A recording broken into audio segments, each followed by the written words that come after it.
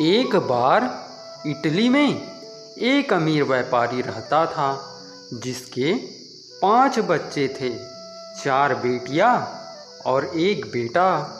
उसका बेटा सबसे बड़ा था। उसका नाम था बाल्डेलॉन। व्यापारी की किस्मत ने पलटा खाया और वहाँ अमीर से गरीब हो गया। अब वहाँ केवल मांग कर ही खा पी पाता था। उसकी यह हालत और भी खराब होने वाली थी क्योंकि उसकी पत्नी को 6ठा बच्चा होने वाला था। बाल्डेलॉन ने देखा कि उसका परिवार बड़ी कठिनाई के समय से गुजर रहा है, तो उसने घर छोड़ने का निश्चय कर लिया। उसने सबको गुड बाय कहा और फ्रांस के लिए चल दिया। वहाँ एक पढ़ा लिखा नौजवान था जो जब वहाँ पेरिस पहुँचा तो उसको वहाँ के शाही महल में काम मिल गया और फिर वहाँ कैप्टन बन गया। घर में पत्नी ने पति से कहा, अब बच्चा आने को है और हमारे पास बच्चे की कोई चीज़ नहीं है। हम अपनी आखिरी चीज़, अपनी खाने की मेज़ बेच देते हैं ताकि हम बच्चे की कुछ चीज़ें खरीद सके। उन्होंने कुछ ऐसे लोगों को बुलाया जो पुरानी चीज़ें खरीदते थे और उनमें से एक को उन्होंने अपनी खाने की मेज़ बेच दी। इस तरह से वहाँ व्यापारी अपने आने वाले बच्चे के लिए वहाँ सब सामान खरीद सका जो उस बच्चे के लिए ज़रूरी था। जब समय आया तो उनके घर में एक बेटी पैदा हुई जो बहुत सुंदर थी। उसको देखकर उसके माता पिता खुशी से रो पड़े। उनके मुंह से निकला, ओ हमारी प्यारी बेटी, हमको बहुत दुख है कि तुम हमारे घर में इतनी गरीबी में पैदा हुई। उन्होंने अपनी उस बेटी का नाम पीपीना रख दिया। उनकी वहाँ बेटी धीरे धीरे बड़ी होती गई और जब वहाँ 15 महीने की हो गई तो वहाँ अपने आप चलने लगी। जहाँ उसके माता पिता सोते थे वहाँ वहीं भूसे में खेलती रहती थी। एक बार जब वहाँ खेल रही थी तो वहाँ अपना हाथ बढ़ाकर चिल्लाई, माँ माँ देखो तो। उसकी माँ ने देखा तो उसके उस हाथ में सोने के सिक्के थे। उसकी माँ को तो अपनी आँखों पर विश्वास ही नहीं हुआ। उसने उससे वे सिक्के लिए और अपनी जेब में रख लिए। फिर उसने बच्ची की देखभाल करने के लिए एक आया बुलाई और बच्ची को उसके पास छोड़कर वहाँ बाजार दौड़ी गई। बाजार से उसने जी भरकर बहुत सारी चीज़ें खरीदी और दोपहर तक उसने बहुत अच्छा खाना बना कर रखा।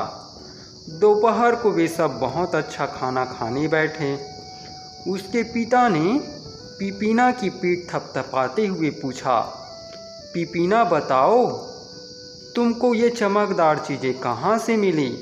और उसने भूसे में एक छेद की तरफ इशारा करते हुए कहा, यहाँ पिताजी, यहाँ तो सिक्कों से भरा एक पूरा बड़ा सा बर्तन रखा है। आपको केवल उसमें हाथ डालकर बस उनको निकालना भर है।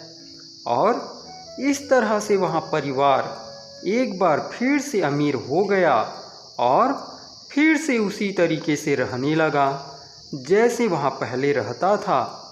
जब वहाँ बच्ची 4 साल की हुई तो उसके पिता ने अपनी पत्नी से कहा, मुझे लगता है कि अब हमको पीपीना के ऊपर जादू करवा देना चाहिए। अब तो हमारे पास पैसा है तो हम पीपीना के ऊपर वह जादू क्यों न करवा दे। उन दिनों माता पिता अपने बच्चों के ऊपर जादू करवाने के लिए मॉन्ट्रियल के आधे रास्ते तक जाते थे जहाँ 4 परी बहनें रहती थीं। सो वे लोग पीपीना को एक गाड़ी में बिठाकर वहाँ ले गए और वहाँ जाकर उन 4 बहनों को उसको दिया। उन परियों ने उनको बताया कि क्या क्या तैयार करना है और उस व्यापारी के घर रविवार को उस रस्म को पूरा करने के लिए आने के लिए तैयार हो गई। रविवार को ठीक समय पर चारों बहनें पलेर्मो आई। वहाँ उनके लिए जैसा उन्होंने कहा था वहाँ सब कुछ तैयार था। उन्होंने अपने हाथ धोए, मजोरकन के आटे की चारपाई बनाई और उनको बेक करने के लिए भेज दिया। कुछ ही देर में बेक करने वाली के पत्नी को उन पाई की खुशबू आई तो वहाँ अपने आप को बिल्कुल भी नहीं रोक पाई और उसने उसमें से एक पाई निकाल कर खा ली। फिर उसने उन बची हुई 3 पाइयों के जैसी एक दूसरी पाई बनाई, पर उसका आटा साधारण वाला आटा था और उसने उसको बनाने के लिए पानी वहाँ से ले लिया था जहाँ वहाँ अपने ओवन साफ करने की झाड़ू धोती थी, पर शक्ल में वह बिल्कुल दूसरी पाइयों जैसी ही थी और कोई उसको दूसरी 3 पाइयों से अलग नहीं कर सकता था। जब वे चारों पाई उस व्यापारी के घर आई तो पहली परी ने यहाँ कहते हुए एक पाई काटी, मैं तुम पर यह जादू करती हूँ ओ प्यारी बेटी कि तुम जब भी अपने बालों में कंघी करो तो उनमें से मोती और दूसरे जवाहरात गिरे। दूसरी परी ने दूसरी पाई काटी और कहा, मैं तुम्हारे ऊपर यह जादू करती हूँ कि तुम जितनी सुंदर अब हो दिनों दिन उससे भी ज़्यादा सुंदर होती जाओ। अब तीसरी परी उठी और तीसरी पाई काटते हुए बोली, मैं तुम्हारे ऊपर यह जादू करती हूँ कि वहाँ हर बेमौसमी फल जिसकी तुम इच्छा करो वह तुमको तुरंत ही मिल जाए। चौथी परी ओवन की बची हुई चीज़ें भरी हुई चौथी पाई काटते हुए अपना जादू उसके ऊपर बोलने ही वाली थी कि उस पाई का एक टुकड़ा उसमें से निकलकर उसकी आँख में जा पड़ा।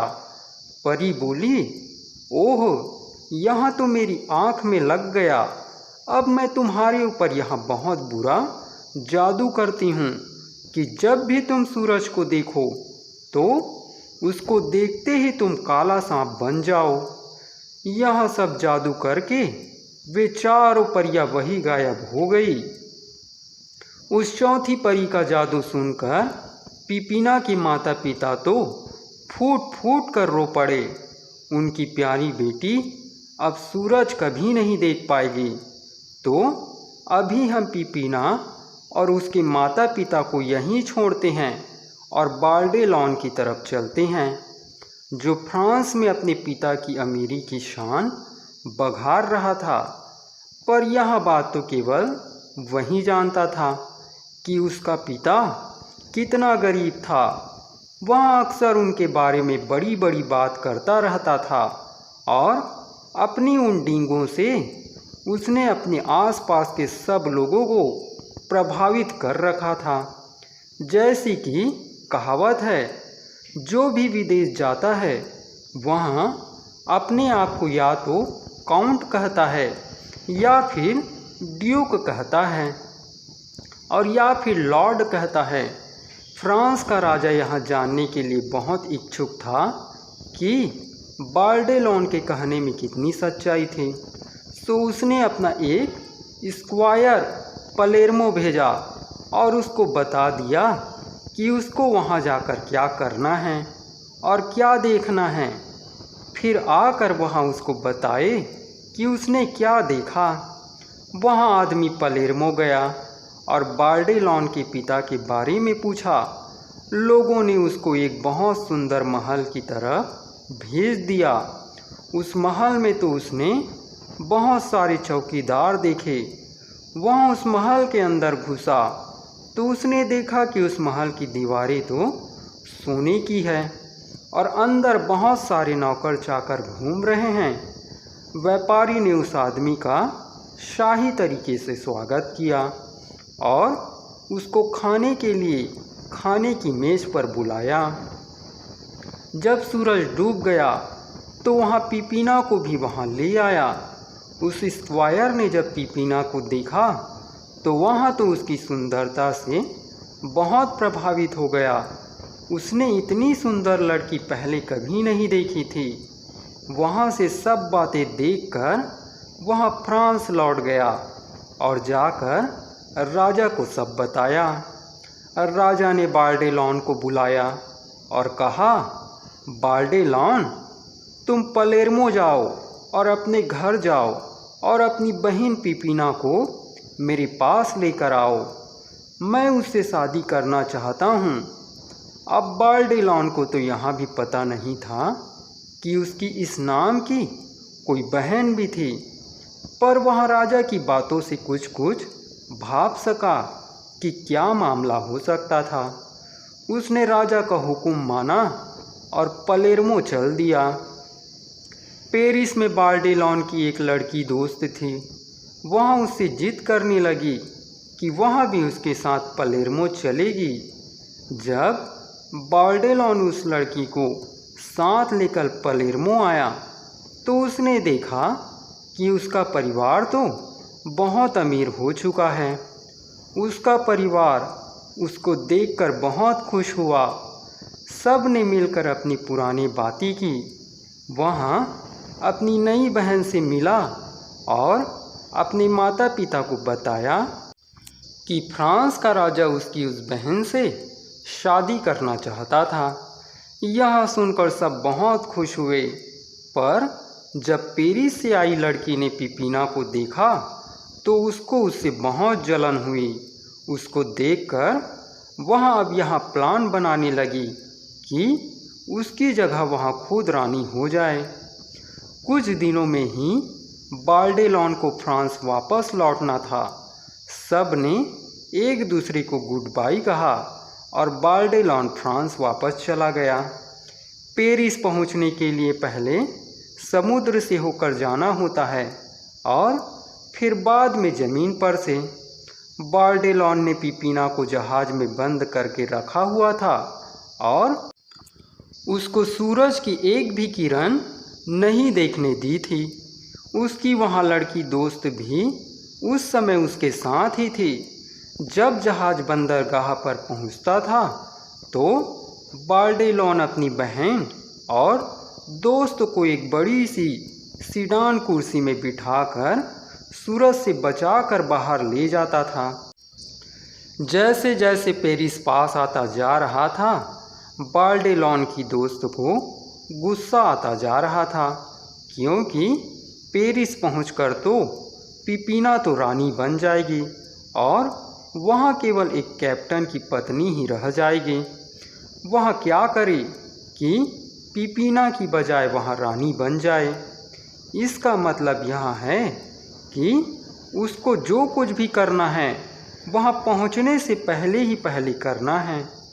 उसने पिपीना से कहना शुरू किया, पिपीना, यहाँ कुछ गर्मी हो रही है, हम यहाँ थोड़ा सा पर्दा खोल देते हैं। पिपीना बोली, नहीं बहन, इससे मुझे नुकसान पहुँचेगा, मेहरबानी करके इसका पर्दा नहीं खोलना। कुछ देर बाद उस लड़की ने फिर कहा, पिपीना, मुझे तो बहुत गर्मी लग रही है। इस बार पिपीना कुछ नाराज़ी से बोली, नहीं, तुमको कोई गर्मी नहीं लग रही, चुप रहो। पिपीना, मुझे बहुत घुटन हो रही है, फिर भी तुमको मालूम है कि मैं यह पर्दा नहीं खोल सकती, सचमुच। और उस लड़की ने एक छोटा सा चाकू निकाल लिया और उससे उस सीडान कुर्सी के ऊपर लगी चमड़े की छत फाड़ दी। सूरज की एक किरण अंदर आई और पिपीना एक काले सांप में बदलकर सड़क पर चली गई और राजा की बगीचे की हैज में जाकर छिप गई। बाल्डेलॉन ने जब सीडान कुर्सी खाली देखी तो वहाँ बहुत ज़ोर से रो पड़ा, मेरी बेचारी प्यारी बहन और बेचारा मैं राजा से जाकर क्या कहूँगा, जो उसकी आशा में आंखें बिछाए बैठा है। उसकी दोस्त बोली, तुम चिंता किस बात की कर रहे हो, राजा से कह देना कि मैं तुम्हारी बहन हूँ और सब ठीक हो जाएगा। आखिर बाल्डेलॉन को यही करना पड़ा। जब राजा ने इस लड़की को देखा तो अपनी नाक सिकोड़ी और बोला, क्या यही वह सुंदरता है जो बेजोड़ है? पर राजा का वायदा तो राजा का वायदा होता है, सो मुझे इससे शादी तो करनी ही पड़ेगी।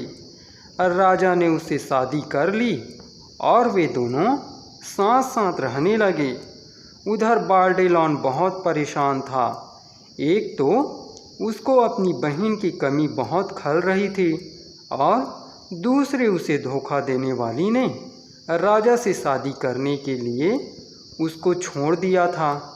नई रानी यहाँ अच्छी तरह जानती थी कि बारडेलोन उसको इन दोनों बातों के लिए छोड़ेगा नहीं, इसलिए वहाँ अब ऐसा कुछ सोचने लगी जिससे वहाँ इस बारडेलोन को अपने रास्ते से हटा सके। एक दिन उसने राजा से कहा कि उसकी तबीयत ठीक नहीं है और उसको अंजीर खाने की इच्छा हो रही है। उस समय अंजीर का मौसम नहीं था, सो राजा बोला, तुम्हें साल के इस समय में अंजीर कहाँ मिलेंगी? मुझे तो अंजीर चाहिए। बारडेलोन को बोलो, वह ला कर देगा। राजा ने बारडेलोन को बुलाया। बारडेलोन, जी योर मैजेस्टी, रानी के लिए थोड़ी सी अंजीर लेकर आओ। अंजीर? और इस समय योर मैजेस्टी, राजा बोला, चाहे उसका मौसम हो या ना हो, मुझे इससे कोई मतलब नहीं। जब मैंने तुमसे अंजीर लाने के लिए कहा है तो मुझे अंजीर चाहिए, नहीं तो तुम्हारा सिर काट दिया जाएगा। दुखी और आंखें नीचे किए बारडेलोन वहाँ से राजा के बगीचे में चला गया और वहाँ जाकर रोने लगा। लो, वहाँ तो एक फूलों की क्यारी में से निकलकर एक काला सांप उसके पास आ गया। उसने उससे पूछा, क्या बात है, क्यों रोते हो भैया? यह सुनते ही बारडेलोन बोला, अरे बहन, तुम यहाँ इस रूप में? तब पिपीना ने उसको अपनी सारी कहानी बताई कि किस तरह से उसके साथ वाली लड़की ने उस सीडान कुर्सी की छत का कपड़ा फाड़ दिया था और फिर वह किस तरह से सांप बन गई थी। बारडेलोन बोला, बहन, अब मैं भी बहुत मुश्किल में पड़ गया हूँ। और उसने उसको राजा के हुक्म के बारे में बताया। ओहो, यह तो कोई सोचने की बात ही नहीं। मेरे पास एक ख़ास ताकत है जिससे मैं बेमौसमी फल ला सकती हूँ। तुमने कहा कि तुमको अंजीर चाहिए, ठीक है। और देखते ही देखते वहाँ अंजीर की एक सुंदर सी टोकरी प्रकट हो गई। बारडेलोन उस टोकरी को लेकर तुरंत ही राजा के पास दौड़ा गया। रानी ने वे सब अंजीर खा ली और उसके लिए यह बड़े शर्म की बात थी कि उसने बारडेलोन को जहर नहीं दे दिया। 3 दिन बाद रानी को खुबानी खाने की इच्छा हुई तो उसने फिर बारडेलोन को बोला कि वहाँ उसको खुबानी ला कर दे। बारडेलोन ने उसे फिर से बेमौसम की खुबानी ला कर दी। रानी की अगली इच्छा चेरी खाने की थी, सो पिपीना ने अपने भाई को चेरी लाकर भी दे दी और फिर नाशपाती भी। पर हम तुम लोगों को यहाँ बताना तो भूल ही गए कि उस पिपीना के पास परियों का जादू केवल अंजीर, खुबानी और चेरी के लिए ही था, नाशपाती के लिए नहीं। इसलिए वहाँ उसको नाशपाती नहीं दे सकी। बस अब क्या था, जब बारडेलोन नाशपाती नहीं ला सका तो उसको मौत की सज़ा हो गई। मरने से पहले जब बारडेलोन की आखिरी इच्छा पूरी की गई तो उसने एक ही इच्छा प्रकट की कि उसकी लाश शाही बगीचे में दफना दी जाए। राजा बोला, ठीक है। बारडेलोन को फांसी पर लटकाकर मार दिया गया और उसकी आखिरी इच्छा के अनुसार उसके शरीर को शाही बगीचे में दफना दिया गया। रानी ने चैन की सांस ली। एक रात शाही माली की पत्नी की आँख खुली तो उसने शाही बगीचे से आती यहाँ आवाज़ सुनी, बाल्डेलोन, ओ बाल्डेलोन, तुम यहाँ अंधेरे में दबे हो, जबकि तुम्हारी किस्मत लिखने वाली मेरी साथी के साथ रानी की तरह से खेल रही है। यहाँ सुनकर पत्नी ने पति को जगाया तो वे दोनों दबे पांव उठकर बगीचे में गए तो उन्होंने देखा कि एक काला साया कैप्टन की कब्र से खिसक कर दूर जा रहा था। सुबह को जब रोज की तरह वहाँ माली राजा के लिए फूलों का गुलदस्ता बनाने के लिए बगीचे में जा रहा था तो उसने देखा कि फूलों की क्यारियों में तो मोती और जवाहरात बिखरे पड़े हैं। उसने वे मोती और जवाहरात उठा लिए और उनको राजा के पास ले गया तो राजा उनको देखकर आश्चर्य में पड़ गया। अगली रात माली ने अपनी बंदूक उठाई और उसको लेकर पहरा देने लगा।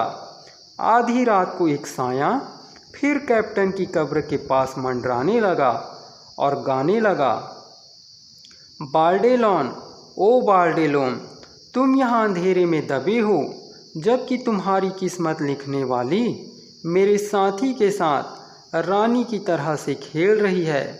माली ने अपनी बंदूक सीधी की और निशाना साध कर उसको चलाने ही वाला था कि उस साये ने कहा, अपनी बंदूक नीचे रख दो, मैं भी तुम्हारी तरह से बैप्टाइज्ड और कन्फर्म्ड हुई हूँ, मेरे पास आओ और ज़रा मुझे ध्यान से देखो। कहते हुए उस साये ने अपने चेहरे पर से पर्दा हटा दिया। माली ने देखा वहाँ तो एक बेमिसाल सुंदर लड़की थी। फिर उस लड़की ने अपने बाल खोल दिए और उसके एक बाल से बहुत सारे मोती और जवाहरात गिर पड़े। वह लड़की फिर बोली, यह सब जो अभी तुमने यहाँ देखा है जाकर राजा से कहना और साथ में यह भी कहना कि वह मुझसे मिलने के लिए यहाँ आए, मैं उससे कल रात यहीं मिलूँगी। यह कहकर वहाँ सांप बन गई और वहाँ से चली गई। अगली रात उस लड़की ने मुश्किल से बस यही कहा होगा, बाल्डेलोन, ओ मेरे प्यारे भाई, कि राजा उसके पास आ गया। उस लड़की ने अपने चेहरे से पर्दा उठाया और आश्चर्य में पड़े उस राजा को अपनी आश्चर्यजनक कहानी सुनाई। राजा ने पूछा, तुम मुझे बताओ कि इस शाप से मैं तुमको छुटकारा कैसे दिलाऊं?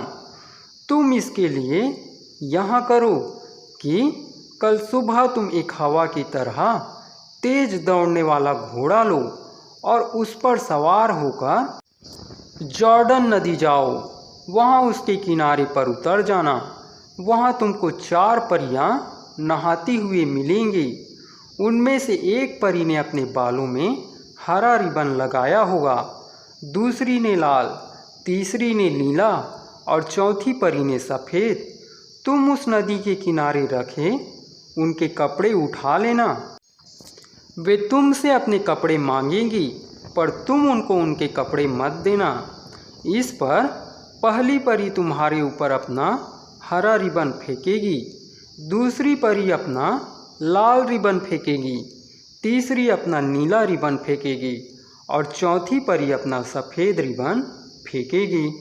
जब चौथी परी अपना सफ़ेद रिबन और कुछ बाल तुम्हारे ऊपर फेंके तभी तुम उनके कपड़े वापस करना। वे बाल तुम यहाँ ले आना और उनसे मुझे सहला देना, तभी मेरे ऊपर पड़ा हुआ यह जादू टूट पाएगा। राजा को इससे ज़्यादा सुनने की ज़रूरत नहीं थी।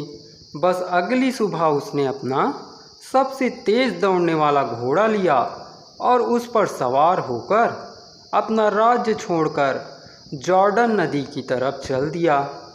काफ़ी चलने के बाद 30 दिन और 30 रात वह जॉर्डन नदी के किनारे पर आया। वहाँ उसको वे 4 परियां नहाती मिल गई। फिर उसने वही किया जो बाल्डेलोन की बहन ने उसे करने के लिए कहा था। उसने नहाती हुई परियों के कपड़े उठा लिए। जब परियों ने अपने कपड़े मांगे तो राजा ने उनके कपड़े नहीं दिए। इस पर उन परियों ने अपने अपने रिबन राजा पर फेंकने शुरू कर दिए। जब उस चौथी परी ने उसके ऊपर अपना सफ़ेद रिबन और कुछ बाल फेंक दिए, तब वहाँ बोला, अभी तो मैं तुमको छोड़कर जा रहा हूँ, पर विश्वास रखो कि मैं तुम्हें इसकी कीमत ज़रूर चुकाऊँगा। अपने राज्य में आकर वहाँ अपने बगीचे की तरफ दौड़ा और उस सांप को आवाज़ लगाई। उसके आने पर उसने सांप को उन बालों से सहलाया। उन बालों को छूते ही पिपीना फिर से दुनिया की सबसे सुंदर लड़की बन गई। उसने वे बाल अपने बालों में लगा लिए और उसके बाद उसको फिर किसी का डर नहीं रहा। राजा ने माली को बुलाया और उससे कहा, अब तुम एक काम करो कि एक बड़ा सा पानी का जहाज लो और बाल्डेलॉन की बहन को रात में ही उसमें बिठाकर कहीं पास में ही चले जाओ।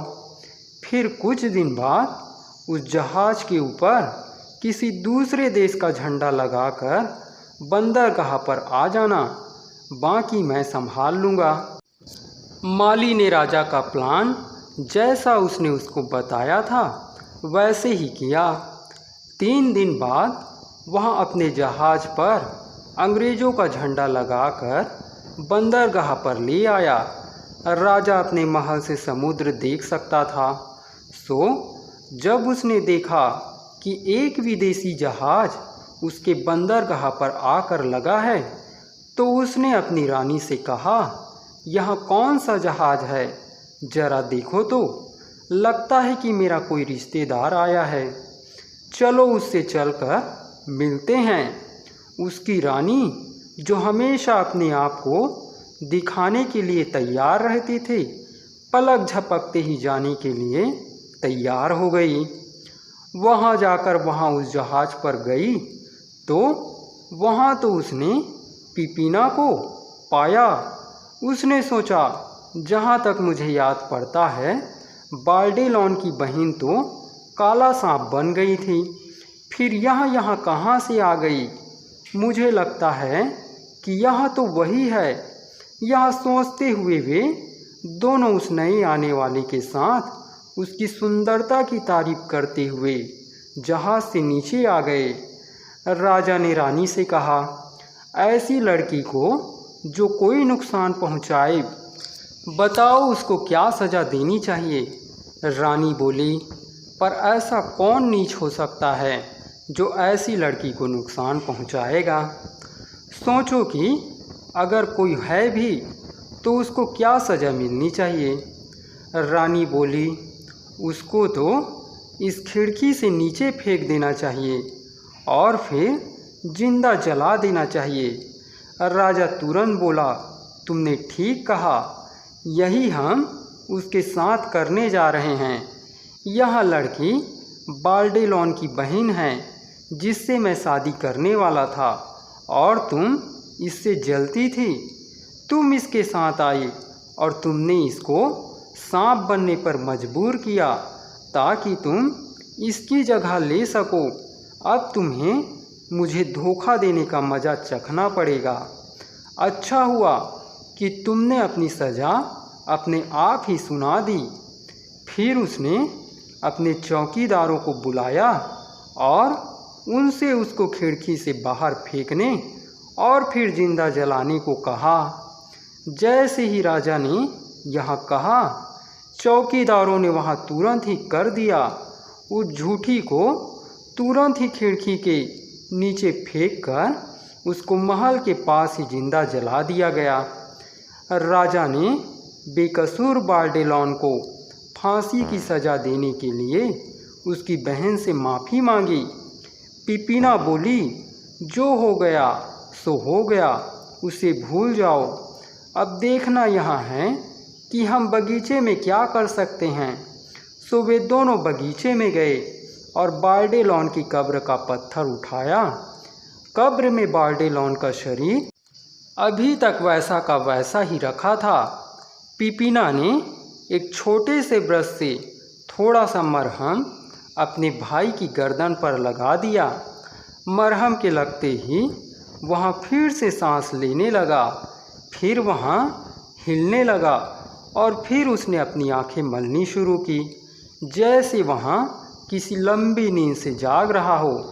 और फिर वहाँ खड़ा हो गया।